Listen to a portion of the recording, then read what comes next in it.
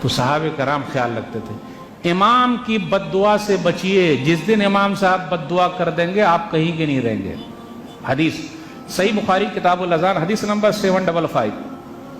جابر بن سمرہ بیان کرتے ہیں رضی اللہ تعالیٰ عنہ کہ سعد بن وقاص رضی اللہ تعالیٰ عنہ کوفہ کے گورنر تھے۔ ایک آدمی نے الزام لگا دیا کہ ان کو نماز پڑھانا نہیں آتا۔ پوری مسجد میں ایک ہی دو ہوتے ہیں چھٹ کھوپڑی کے، یعنی جن کی کھوپڑی گھومی رہتی، ایک ہی دو ہوتے ہیں، ان کو بڑی غیرت ہوتی اور وہ امام کے پیچھے پڑے رہتے اور وہ مسجد بھی چھوڑ دیتے ہیں، امام مسجد چھوڑیں گے یا میں مسجد چھوڑوں گا، اور ہر جگہ ایسے لوگ مل جاتے ہیں۔ امام کو ہٹاتے کہ نہیں ہٹاتے، ورنہ میں مسجد کو نہیں آؤں گا۔ ارے تو آپ اپنے بیٹے کو کیوں نہیں ہٹا دے رہے ہیں جو آپ کے دماغ کے خلاف رہتا ہے گھر پہ، ان کو بھی ہٹا دینے کا نا، گھر والی کو ہٹا دیجئے، ہٹا کے دکھائیے، پورا منہ میں راکھ ڈال کے زبان وان سب کو باہر نکال لے گی، کچھ کر کے دیکھیے، بول تو پاتے نہیں، پورا غصہ یہاں مسجد میں جھاڑ رہے ہیں۔ تو اب کیا ہوا، ایک آدمی نے کہا تو عمر بن خطاب رضی اللہ تعالیٰ عنہ نے ان کو ہٹا دیا کہ آپ امامت نہیں کریں گے، آپ گورنر نہیں رہیں گے، عمار بن یاسر آپ جائیے رضی اللہ تعالیٰ عنہ، آپ کوفہ کے گورنر ہیں، نماز آپ ہی پڑھائیے گا۔ اس کے بعد ایک کمیٹی بیٹھائی، جب کمیٹی بیٹھائی تو سب لوگ ڈھونڈ ڈھونڈ کے پوچھے، سب لوگ گھوم گھوم کے پوچھے ارے ان کو نماز پڑھانا نہیں آتا کیا سعد بن وقاص رضی اللہ تعالیٰ عنہ کو؟ تو ایک آدمی کھڑا ہوا جس کا نام اسامہ بن قتادہ تھا، وہ کھڑا ہوا اور کہا کہ یہ تو اچھی طرح نماز پڑھانا بھی نہیں جانتے، انصاف بھی نہیں کرتے، جہاد کے لیے بھی نہیں جاتے۔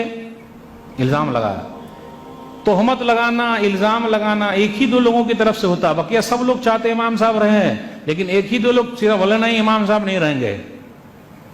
اس کے بعد کیا ہوا، سعد بن وقاص رضی اللہ تعالیٰ عنہ، سعد بن وقاص رضی اللہ تعالیٰ عنہ کھڑے ہو گئے۔ سعد بن وقاص رضی اللہ تعالیٰ عنہ وہی صحابی ہیں کہ جو دعا کر دے اللہ قبول کر لے۔ آپ وہ کھڑے ہو گئے، اللہم ان کان عبدک ھذا کاذبا قام ریاء وسمتا فاتل عمرہ واتل فقرہ وعرضہ بالفتن۔ اے اللہ تیرا یہ بندہ جھوٹا دکھاوے کے لیے کھڑا ہوا ہے، جھوٹ بول رہا ہے، تو اے اللہ اس کی عمر لمبی کر دے، لمبی عمر، اے اللہ اس کی غریبی کو فقیری کو بڑھا دے، اے اللہ اس کو فتنے میں ڈال دے، آزمائش میں ڈال دے۔ تین بد دعا کر دی، لمبی عمر ملے، فقیری بڑھتی جائے، غریب بنا رہے اور فتنے میں ڈال دے۔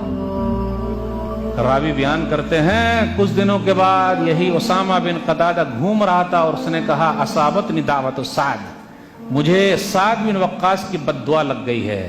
اور بد دعا جب لگی تو راوی بیان کرتے ہیں عبد الملک کہ یہ اتنی عمر والا ہو گیا، اتنا بوڑھا ہو گیا، یہ جو بھاؤں ہے نا بھاؤں، یہ بھاؤں کے بال سفید ہو کر پورے آنکھ پر گرنے لگے،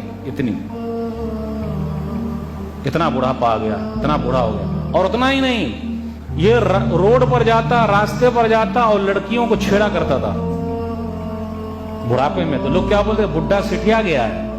سٹھیا گیا نہیں، بلکہ اس بڈھے کو امام کی بد دعا لگ گئی ہے۔ یہ حدیث میں نے ایک جگہ بیان کی تو ایک آدمی آیا اور کہا مولوی صاحب مجھے بھی امام صاحب سے جھگڑا ہے۔